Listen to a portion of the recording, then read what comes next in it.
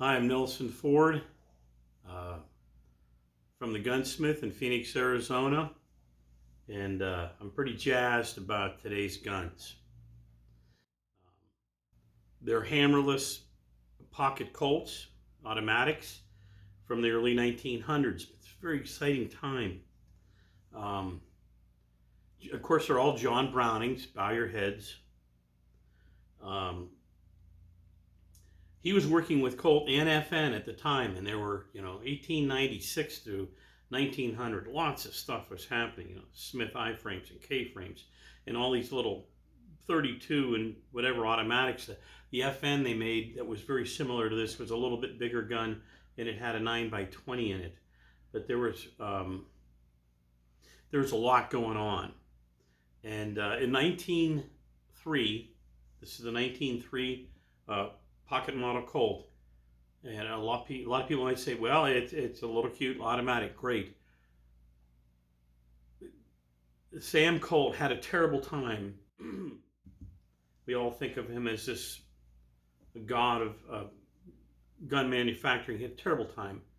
He had a hard time making getting a gunsmith to work for him, and then keeping him paid in the mid to late 20s. And then he had the Patterson that they started developing in the 1830s, and he lost money on that and went bankrupt. And then there was the Walker, which is very promising, big giant gun. Today they're millions of dollars, and we all he expected, we all expected. By that I mean gun people and people noticing what was going on in the gun world, that was his final achievement, was the Walker for the Texas Rangers. And Colonel Walker tried to secure military contracts. It didn't work out. They didn't make that many guns, and it was a failed proposition as well. That was the 1847 Walker. But in 1849, and I mention this because it's also a 31 caliber, like this 32. It's a 31 caliber. In 1849, he made a gun that finally sold 340,000 copies and solidified his name in the world of handguns. If you don't know, this little tiny 31 caliber cap and ball gun is what put him on the mark of this earth. 340,000 copies was monumental. And people loved the little pocket guns, even back then. Even though if they were wet, they didn't want to work, blah, blah, blah. But instead of getting carried away on this gun, I want you to know that this gun held the record for a long time. After that, the 1851 cap and ball in 36 caliber, 1851 Navy, it sold maybe 200,000 copies, and that was good. That's no slouch. And then 1860 sold about the same amount, I think a couple 100,000. But this little gun that we all think may have thought it was nothing, this little devil sold 560,000 copies from 1903 to 1945. That's monumental. And at first, there were changes. There were like 4 different changes. At first, they had a bushing. I think you'll see one on this 380 here, 32 converted to 380, which makes it before 1908, because in 1907 they were done with the bushing and they went to the bushingless barrel. This is a 1920 and that's a 1925. Also interesting to note, they were still hardening the magazines by dipping them in cyanide to harden the lips to keep uniformity for proper feeding. But this gun utilized a grip safety. It had a thumb safety, had an internal hammer, and it was a pocket gun, and everybody liked them. Jumping in time, World War II, George Patton had one, and he contacted Colt when he got his 4 stars and said, you need to make me a new set of grips with 4 stars and not 3. He was real big on his stars. The OSS used them. They were military marked, U.S. military marked Parkerized models, and I wish I had one. They are very special collectibles, and at one time they were affordable. Now they're getting tough to get a hold of. So one of the things that these little guns got to do, because they're so small, I should have a 1911 here to hold it next to it, but they put them in some actors that were small, like Alan Ladd, 5'4", and there were other small actors and women. They put them in women's hands, and they looked big. The actors and actors looked bigger holding these guns rather than holding a 1911 that looks like, a weapon of war. And so that's another place where these were used. Hollywood loved these guns. They used them in lots of movies. Alan Ladd is the one that used them the most. He was a wonderful actor. He played Shane. So let's talk about other people that carried them. John Dillinger, when he was shot in 1934 outside the Biograph Theater, he had one of these in his pocket because it was light and small and easy to carry. Another, in a different category, Bonnie Parker, who was a ruthless person. She was not a hero to anybody. She liked the gun because she was a 4'10" little gal with small hands, and this gun was actually big in her hands, and it worked well for her. And the 32 had no recoil. And we should mention that when John Browning designed this gun, we should all bow our heads again, he didn't just use some cartridge that was out there. He designed the cartridge, the 32 ACP. It's a very rare cartridge in that it has a rim. And we all say, well, all automatic cartridges have an extractor groove. Yes, they do. But it has a rim that extends beyond the body of the case. And there's another cartridge that does as well, the 38 Super. And I believe its predecessors, the 38 Auto. And so not only did he design the gun, but he designed the cartridge, the 32 ACP, meaning automatic Colt pistol. And so this gun is a legend, and we should all know about it. It's just not another little automatic. It put Colt on the map. Of course, Sam Colt was gone in the 1850s, 1855 or so. And by then, even his son died in 1894. His son was shot clambering out of a bedroom window by an irate husband in the Florida Keys.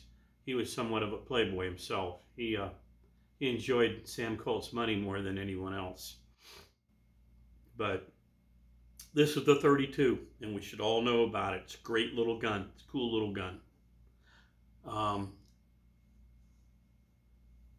My little brother purchased from a pawn shop in Phoenix, a jewel box. He went in and he purchased a pocket auto, and it was a 30 model 1908, and that's when the 380s came out, 1908. And it was sold, as a 1908 hammerless pocket Colt automatic. But it came, someone else outfitted it, and they sold it with a second barrel and magazine. The guns are hardly different. And the breech faces are very similar because the 32 ACP has the rim on it. Not the extractor groove, but the rim wider than the case. And it assimilates or matches the 380 breech face. So you can shoot 380s in the 1908 model or drop a 32 barrel and magazine in it, and you're shooting 32 autos. Great little setup if somebody wants to have sort of a neat old pocket pistol that has far-reaching capabilities. So I just mentioned that in 08, the 380, the 03 is the 32, the 08 and 380 can be made available, 32 barrel and 32 magazine. I was told, or I read, that the 32s cannot be made to handle the 38s because the rails on the side, the guide rails on the side of the frame are different, and you can't put 380s and 32 guns by changing the barrels. That's all I had to hear because I like to fool with this stuff. And Dr. Watson, a friend of mine, gave me this nickel-plated 32. Has got beautiful pearl grips on it. By the way, you never sand or work pearl. It will release a carcinogen that will give you cancer.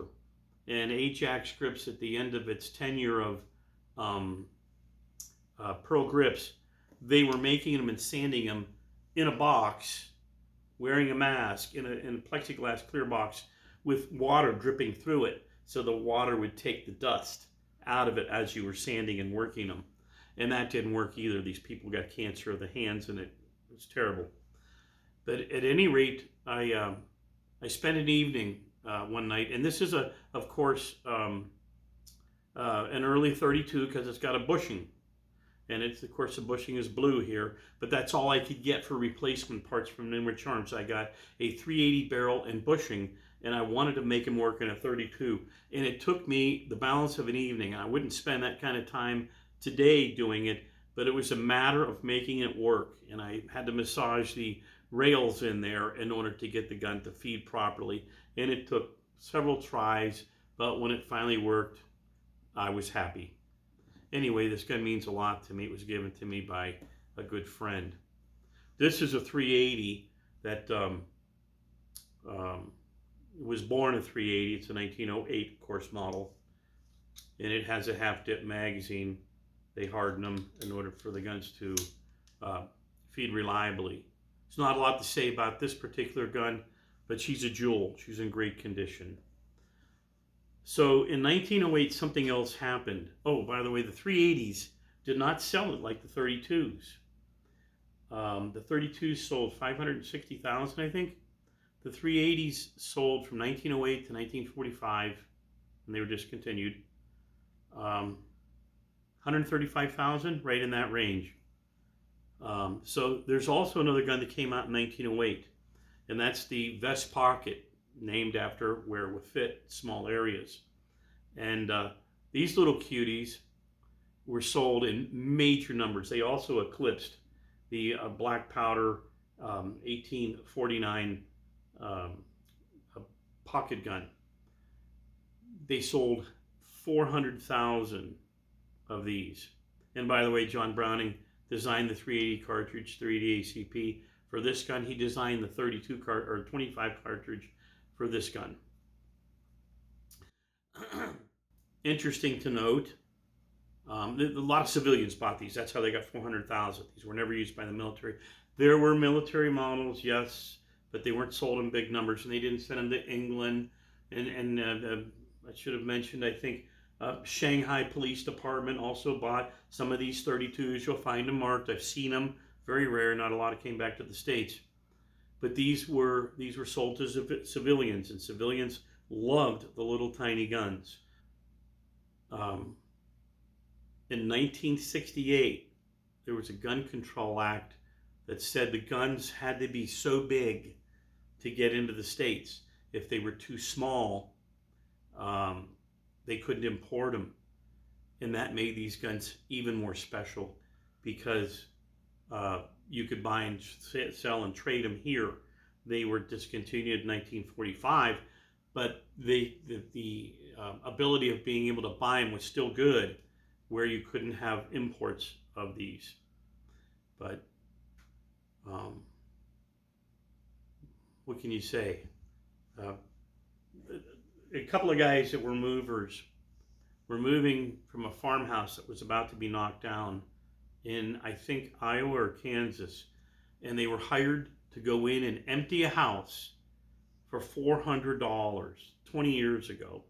And they got a rental truck, and they backed the truck up there, and they were to move all the furniture out. And on the second floor, he said there was a bureau and a dresser, and they were trying to lift it. They took the mirror off the back of it, and then they were trying to lift it, and they couldn't. And he said, let's take all the drawers out. And the top right sock drawer, smaller drawer, he said he opened it, and he saw the 03s and the 08s, 15 or 20 of them piled on top of each other in a drawer. And he just went, Bob, you might want to look at this. I'm not sure what to do about this. And he came up and looked in the drawer and he said, well, split them. You pick first. And, and I always wanted to replicate that. I don't think I could pile them on top of each other, but it sounded like a great situation to come upon.